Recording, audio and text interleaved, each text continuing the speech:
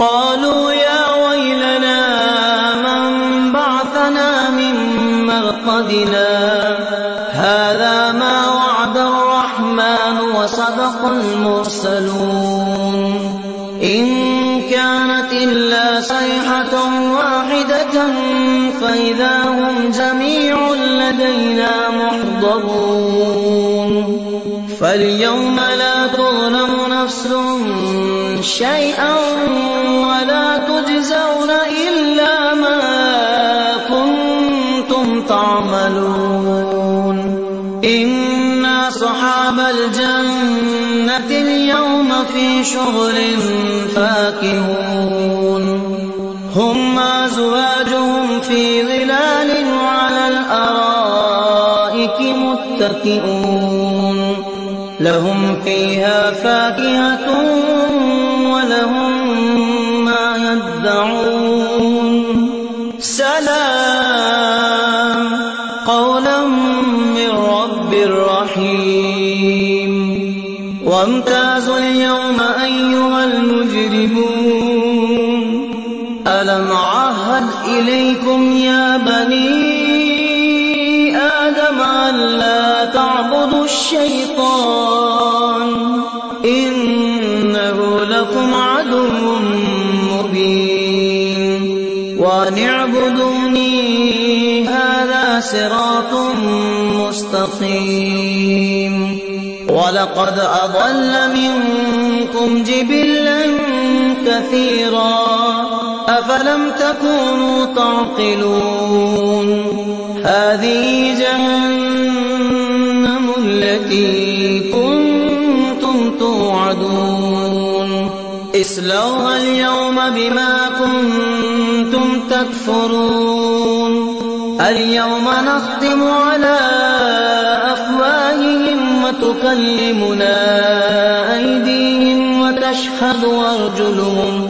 وتشهد أرجلهم بما كانوا يكسبون ولو نشاء لطمسنا على أعينهم فاستبقوا الصراط فأنى يبصرون ولو نشاء لمسخناهم على مكانتهم فما استطاعوا مضيا ولا يرجعون ومن نعمره ننكسه في الخلق أفلا يعقلون وما علمناه الشعر وما ينبغي له إن هو إلا ذكر وقرآن مبين لينذر من كان حيا ويحق القول على الكافرين أولم يروا أنا خلقنا لهم مما عملت أيدينا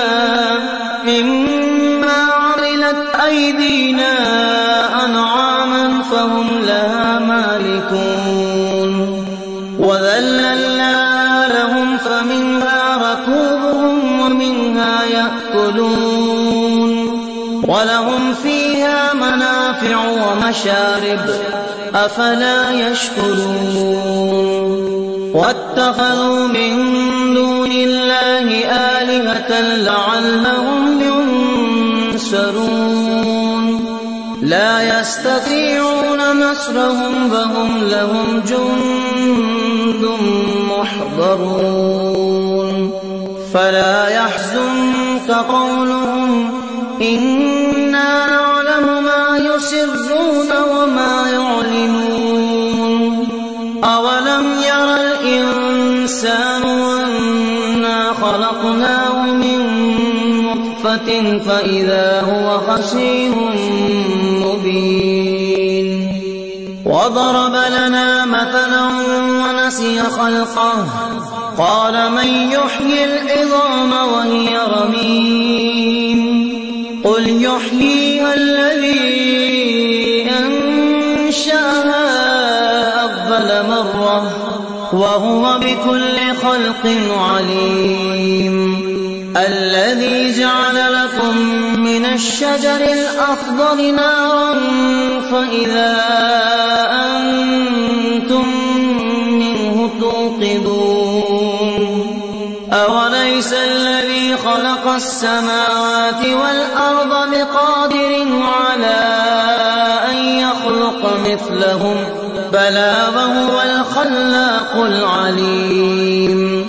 إنما أمره إذا أراد شيئا أن يقول له كن